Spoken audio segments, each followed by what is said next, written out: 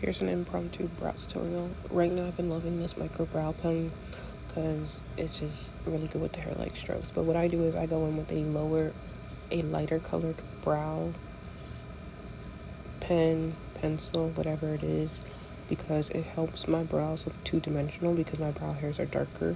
Instead of using two different colored pencils, pen, and then I just do hair-like strokes with this one, and I'm even using it to like do a horizontal line, but I don't do a lot of horizontal lines, and I don't do them in the front of my brow because it makes them look fake.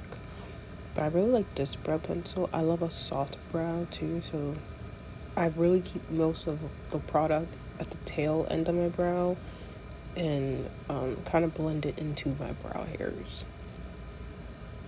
But yeah, I'm just using hair like strokes, and this is the Oslab Pimp, my brow pencil in medium brown. Dark brown.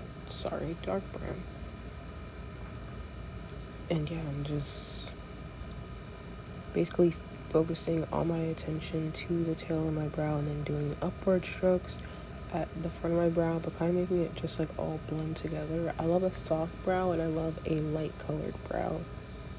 And that's pretty much everything I do. I'm just cleaning it up because it was giving cousins and not sisters. But that's a beautiful brow. And yeah, this is basically the brow tutorial that no one asked for. But I really love this brow product. And I love the way my brows look when I use it. So that's all really. I'll see you in the next one.